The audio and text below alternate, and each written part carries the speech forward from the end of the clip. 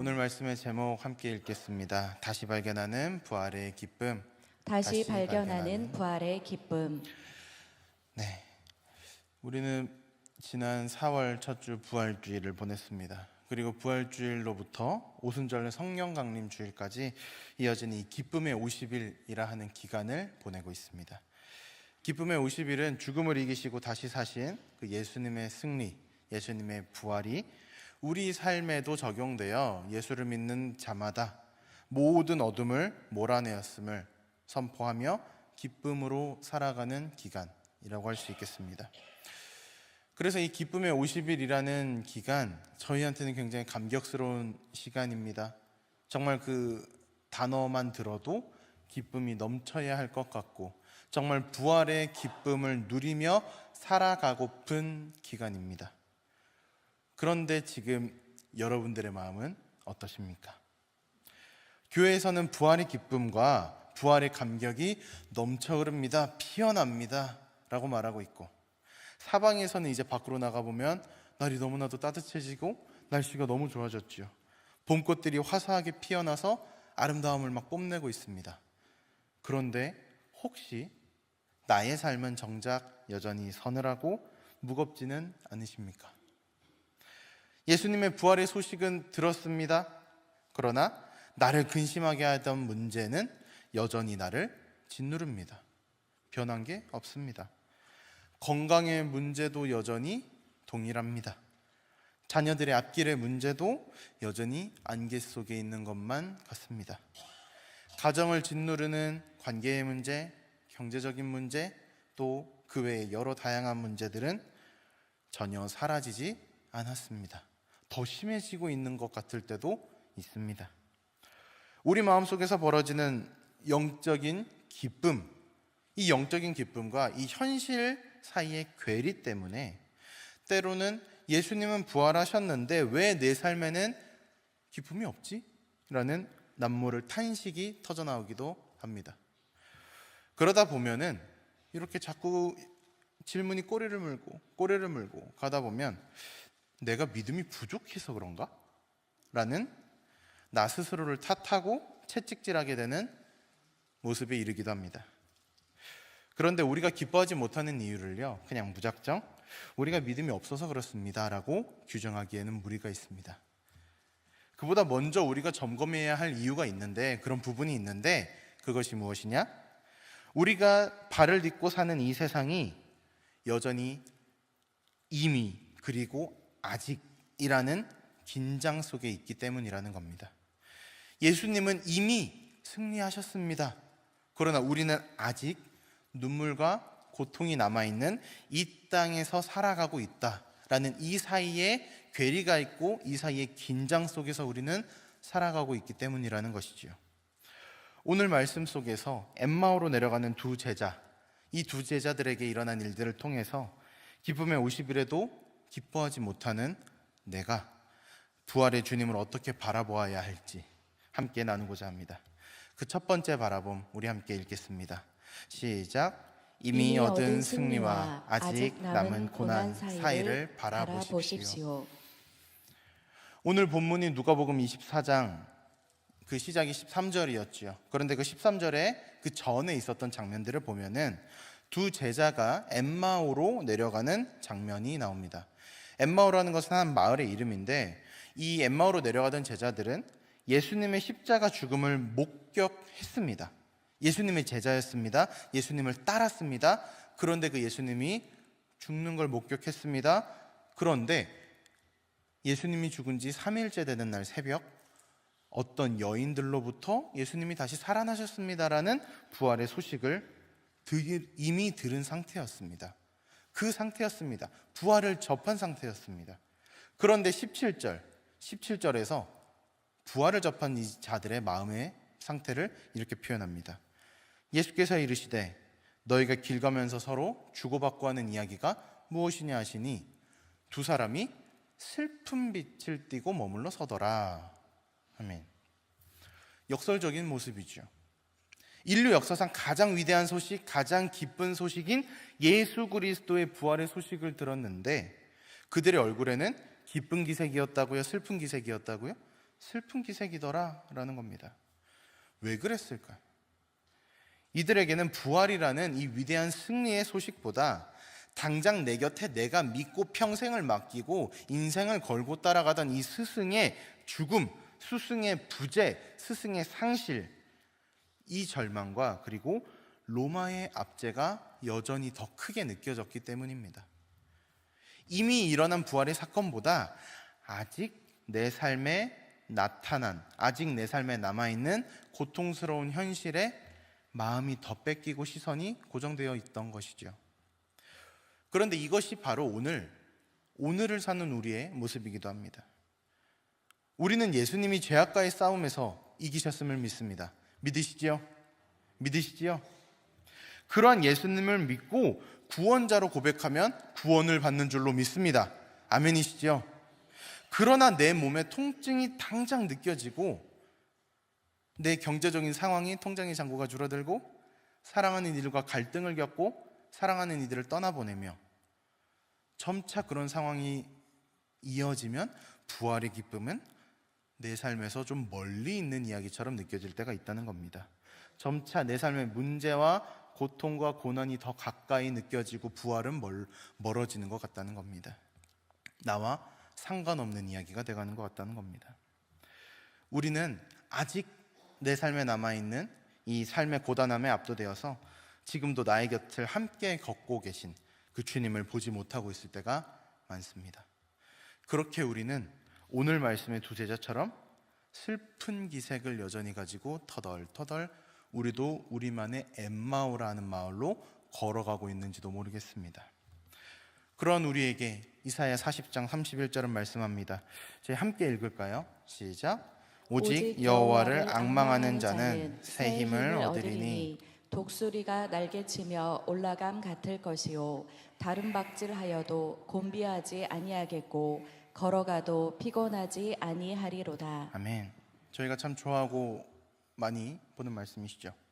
그런데 여기서 앙망하다라는 표현이 등장합니다. 이 앙망하다라는 뜻의 단어의 뜻을 보면 단순히 이게 언제 오려나 하고 그냥 막연히 기다리는 것을 앙망하다라고 말하지 않습니다. 앙망하다라는 것은 소망과 믿음을 가지고 확신을 가지고 주님께 시선을 고정하고 기다리는 것을 의미합니다. 부활의 기쁨은 내 삶의 문제가 다 해결되었을 때 그 부활의 기쁨이 나에게 찾아오는 것이 아니라는 것입니다. 아직 고난의 시간을 겪고 있을 때에도 그 시간 끝에 이미 승리하신 예수님이 계시며 심지어 그냥 나를 기다리시는 것뿐만 아니라 내 삶의 고난의 시간 속에서도 주님이 나와 함께 걷고 계시다라는 것을 발견할 때 그 부활의 기쁨이 시작되는 것입니다.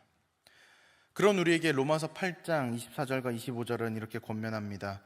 우리가 소망으로 구원을 얻었음에 보이는 소망이 소망이 아니니 보는 것을 누가 바라리요. 만일 우리가 보지 못하는 것을 바라면 참음으로 기다릴지니라. 아멘. 사랑하는 성도 여러분, 예수님의 부활이 현재 우리가 겪고 있는 고난을 없는 것으로 만들어주지 않습니다. 그렇지만 부활의 기쁨은 우리 삶에 있는 고난을 해석하는 우리의 시각을 변화시킵니다. 상황은 변하지 않았을지라도 그 상황을 다스리시는 하나님을 바라보게 하는 것이 바로 신앙의 핵심이요 부활의 능력인 줄로 믿습니다. 엠마오 제자들이 슬픔에 잠겨 있을 때 주님은 그들을 찾아와 곁에서 함께 걸으셨습니다. 예수님은 그들이 기쁠 때만 함께 하셨습니까? 아니요. 가장 절망하여 모든 것을 내려놓고 예수님을 따라가던 길을 포기하고 고향으로 돌아 내려가려 하고 있을 때 그 슬픔의 길, 절망의 길, 포기의 길 위에서도 함께하고 계셨다는 것을 우리는 기억해야 합니다. 오늘 여러분이 겪고 있는 그 아직 이 땅에서 겪어야 하는 고통들, 해결되지 않은 수많은 기도의 제목들은 무엇입니까? 우리는 그 문제와 그 눈물의 기도의 제목에만 시선이 매몰돼서는 안 되겠습니다. 우리가 진정으로 바라보아야 할 것은 지금도 그 우리의 고난을 알고 계시고 우리의 기도 제목 가운데 함께 하셔서 그 아픔의 시간을 함께 걷고 계시는 예수 그리스도를 바라보아야 하는 줄로 믿습니다. 이번 한 주간 내 시야를 가리는 눈앞의 어려움보다 나를 붙들고 계시는 부활의 주님을 더 크게 바라볼 수 있는 그 은혜가 우리 모두에게 있기를 소망합니다. 우리가 주님께 시선 고정할 때 비록 아직 나를 고통스럽게 하는 문제가 이 땅에 남아있지만 예수님께서 이미 나에게 허락하신 그 부활의 능력, 소망, 기쁨이 우리 삶에 허락될 줄로 믿습니다. 우리 이제 두 번째 우리가 바라봐야 할 것 함께 읽도록 하겠습니다. 시작. 기쁨에 대한 오해를 버리고 예수님을 바라보십시오. 우리는 기쁨이라고 하면은 어떤 것이 생각나십니까? 기쁨을 무엇라 정의하시겠습니까? 기쁨을 기쁜 거라고 정의할 수밖에 없을 것 같습니까? 뭔가 들뜬 상태, 혹은 뭐 웃음이 끊이지 않는 상태, 막 걱정거리가 하나도 없는 그런 평안한 상태라고 좀 정의하기가 좀 쉬울 것 같습니다. 대부분 그렇게 하실 것 같습니다. 그런데 조금 더 들어가서 깊게 생각을 해보면 이것은 일시적인 행복감이나 일시적인 안정감이라고 표현하는 것이 더 맞을 겁니다. 왜냐? 성경이 말하는 기쁨은 그런 일시적인 행복과 차원이 다른 기쁨이기 때문입니다. 오늘 본문 30절과 31절을 보겠습니다. 그들과 함께 음식 잡수실 때에 떡을 가지사 축사하시고 떼어 그들에게 주시니 그들의 눈이 밝아져 그인 줄 알아보더니 예수는 그들에게 보이지 아니하시는지라. 아멘. 이 엠마오로 가던 두 제자들이 예수님을 처음에는 몰라보다가 알아보았습니다. 그런데 언제 알아봤죠? 대단한 기적이 일어나서 알아봤나요? 죽은 사람이 살아났나요? 하늘에서 천둥과 같은 음성이 들려서 너는 왜 예수님을 못 알아보냐 이렇게 말씀하셨나요? 아니요. 예수님과 함께 둘러앉아서 떡을 떼며 나누는 평범한 식사 자리에서 예수님인 줄 알아보았습니다. 30절 말씀을 보면은 예수님이 어떤 표현이 나오느냐, 떡을 가지사 축사하시고 떡을 떼셨다라는 표현이 나옵니다. 그래서 우리는 이게 두 제자가 예수님을 딱 그 순간 알아봤다는 것 때문에 예수님이 뭔가 떡을 가지고 축사하셨다니까 뭐 이렇게 들어서 막 이렇게 하셨다, 그래서 되게 좀 이 장면이 특별하지 않았겠나? 그래서 알아보지 않았을까? 이런 생각을 할 수도 있겠습니다. 그런데 식사하실 때 다들 뭐부터 하고 드십니까? 기도하고 드시죠. 감사 기도하고 드시죠. 그런데 그것처럼 유대인들도 밥을 먹기 전에 감사의 기도를 드리는 게 일상이고 당연한 일입니다. 그리고 그 식탁에서 가장 연장자나 혹은 한 가정의 그 가장이 떡을 떼어서 가족들에게 나눠줍니다. 이게 유대인들의 식사 풍습이고 문화입니다. 일상입니다. 매우 일상적이고 자연스러운 장면이 바로 우리가 좀 전에 읽었던 30절, 31절인 것입니다. 이처럼 예수님께서 떡을 떼어주시는 그 지극히 일상적인 동작 속에서 이 두 제자들은 그때 예수님을 알아보게 되었다라는 것을 우리는 기억해야 합니다. 부활의 기쁨은요, 우리 삶에 갑자기 막 금덩이가 떨어지고 골치 아픈 문제가 막 싹 사라져가지고 생기는 것이 아닙니다. 오히려 나의 일상은, 내가 매일매일 반복하던 그 일상은 고단하지만, 평범하지만 그 일상 한순간에도 이미 예수님이 나와 함께 하셨다라는 것을 우리가 발견할 때에, 깨달을 때에 시작되는 것입니다. 기쁨은 감정의 산물이 아닙니다. 내가 감정이 올라와서 나에게 좀 벅참이 있고 들뜸이 있고 웃음이 넘쳐서 만들어지는 것이 기쁨이 아닙니다. 기쁨은 주님이 나와 함께 하신다는 확신의 산물입니다. 예수님이 이미 나와 함께 하셨구나, 정말 아무 의미 없어 보이는 이 일상적인 순간에도 예수님이 나와 떡을 떼며 교제하시기를 원하시는구나, 나와 함께 하시기를 원하시는구나, 나와 함께 하시는구나 라는 확신이 있을 때 우리에게 허락되는 확신의 산물인 것입니다. 나는 혼자 걷고 있는 줄 알았는데 그 시간마저도 예수님이 나와 동행하셨습니다. 그것도 나와 함께 걸으시려고 내 보폭에 맞춰주면서 걷고 계셨습니다 라는 이 예수님의 동행의 은혜를 발견할 때 예수님으로부터 말미암는 평안이 우리 안에 거하게 되는 것이죠. 혹여나 기쁜 감정이 생기지 않는다고 해서 스스로를 자책하지 마십시오. 나는 왜 부활절 지나고 기쁨의 50일 지내는데 여전히 난 왜 이렇게 우울하지? 난 왜 이렇게 막 왔다 갔다 하지? 왜 이렇게 감정에 고저가 막 있지? 그렇다고 해서 자책하지 마십시오. 기쁨은 억지로 쥐어짜내서 나오는 그런 감정이 아니라 예수님과 함께 걸어가고 있음을 발견할 때, 확신할 때 자연스럽게 우리에게 흘러나오는 평안인 것입니다.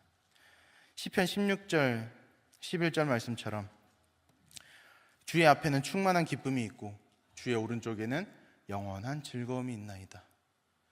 이 약속의 말씀을 기억하시기 바랍니다. 주님과 함께 가는 그 길, 그때에 주의 앞에 있는 충만한 기쁨이 또 주의 오른쪽에 있는 영원한 즐거움이 우리에게도 허락되고 우리도 함께 누릴 수 있는 것입니다. 이번 한 주간 내 감정에 집중하시고 내 감정에 매몰되는 것이 아니라 지금도 나와 함께 하시는 예수님을 바라보기 위해 힘쓰십시오. 예수님을 바라볼 수 있게 해달라고 함께 기도하십시오. 내 마음에 거하고 계시는 성령님께 집중하십시오.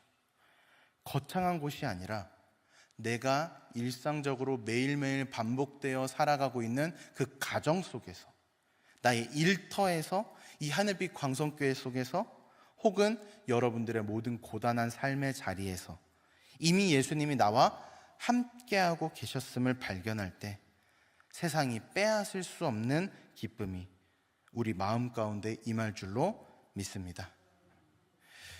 세 번째 우리가 바라보아야 할 것 함께 읽겠습니다. 시작. 다시 뜨거워지는 마음으로 내일을 바라보십시오. 엠마오 제자들은 32절에서 이렇게 고백합니다. 함께 읽을까요? 시작. 그들이 서로 말하되 길에서 우리에게 말씀하시고 우리에게 성경을 풀어주실 때에 우리 속에서 마음이 뜨겁지 아니하더냐 하고. 아멘. 예수님께서 옆에서 성경의 말씀을 풀어서 그 의미를 해석을 해주셨다는 겁니다. 그런데 그때 이 두 제자의 마음이 어떻게 되었다? 뜨거워졌다라는 겁니다. 이들은 이 뜨거운 마음이 이들에게 어떤 의미일까라는 거 우리는 한번 생각해 볼 필요가 있습니다.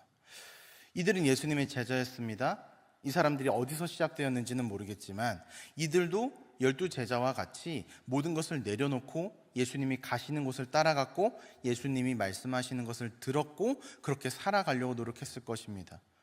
뜨거운 마음을 가지고 뜨거운 열정을 가지고 자기 삶을 예수님께 드렸던 사람들입니다. 그 사람들의 마음이 식어버렸습니다. 절망해버렸습니다. 예수님의 죽음 앞에서 낙심해버렸습니다. 그리고 부활의 소식을 믿지 못하여 딱딱해져 버렸습니다. 그런데 오늘 말씀, 그런 이들이 예수님께서 기록된 말씀, 이 성경의 말씀을 풀어주시고 이해시켜 주시고 설명해 주셨을 때 어떻게 되었다? 그 마음이 다시 뜨거워졌다라는 겁니다. 처음 그 마음을 회복했다라는 겁니다. 회복이 되었다는 거죠. 사실 교회에서 사순절을 이제 막 지나고 그러다 보면은 그렇게 이제 부활주일까지 갑니다. 그래서 부활주일까지 준비를 하다 보면 에너지를 좀 많이 쏟는 경우가 있습니다. 어떤 경우냐? 한 두 가지 경우가 있겠는데, 실제로 어떤 봉사나 섬김을 하기 때문에 몸을 쓰고 막 시간을 쓰고 막 그러면서 섬깁니다. 그러면서 실제로 몸이나 이제 심적으로 막 지치시는 분들이 있습니다. 그리고 또 우리가 사순절을 지내다 보면은 막 되게 묵상도 하고 필사도 하고 막 기도도 좀 열심히 하고 기도회 같은 것도 하고 새벽도 막 나오고 그러다 보니까 오히려 그래서 체력이 빠지시는 분들도 있고, 그런 영적 훈련으로 인해서 막 이제 올라왔다가 정말 열심히 정말 그 은혜로 충만해졌다가 오히려 부활절이 끝나고 기쁨으로 합시다 했더니 내가 뭔가 그동안 타이트하게 나를 이렇게 막 몰아붙이고 정말 하나님 앞에서 정말 열심히 말씀 읽고 기도하고 노력했는데 확 그것에서 갑자기 자유를 얻으니까 오히려 마음이 루즈해지고 좀 나른해지는 경우가 있습니다. 그런데 이때 우리에게 필요한 건 내가 왜 이렇게 힘들지? 내가 왜 이렇게 힘이 빠졌지? 나 기쁨을 회복해야겠어라고 하며 억지로 짜내는 기쁨이 아닙니다. 다시 우리 마음을 뜨겁게 달궈줄 하나님의 말씀이 우리에겐 필요합니다.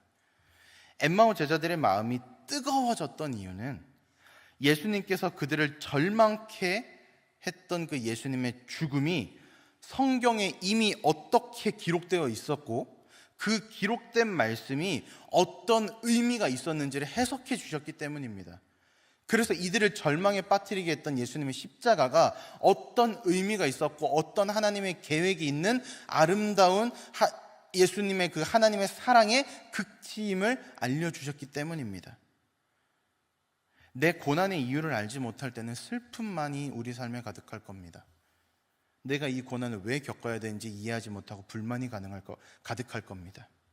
하지만 말씀 안에서 내 고난의 의미를 발견하면 그 고난은 나를 연단하게 하시는 하나님의 방법이 되고, 고난은 나로 말미암아 하나님을 더 간절히 찾게 하는 하나님의 표현이 되고 하나님의 사랑이 됩니다. 그렇게 우리 영혼은 고난 속에서도 하나님의 말씀으로 인해 뜨거워지게 됩니다. 영국의 위대한 신학자 그리고 작가였던 C.S. 루이스. 이 C.S. 루이스는요, 독신으로 오랜 기간을 살았습니다. 그러다가 59이라는 정말로 늦은 나이에 결혼을 합니다. 그런데 늦은 나이에 결혼을 해서 그런가 정말 평생의 사랑을 만났던 것 같습니다. 정말 깊이 아내를 사랑했고 뜨겁게 사랑했습니다. 그러나 결혼한 지 단 4년 만에 암으로 아내를 먼저 보냅니다. 평생을 신앙은 무엇일까? 정말 복음은 무엇일까? 이것에 대해서 논하고 연구하고 정말 발전시켰던 이 C.S. 루이스였지만 아내의 죽음 앞에서 이 C.S. 루이스도 무너집니다.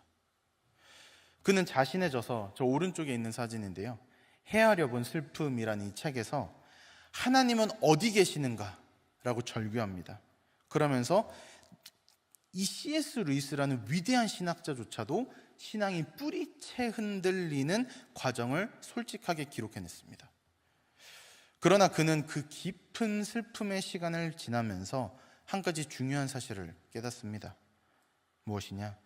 기쁨은 슬픔이 사라진 상태가 아니라 고통의 한복판에서도 하나님이라는 실제와 연결되어 있는 상태가 바로 기쁨이다라는 것입니다.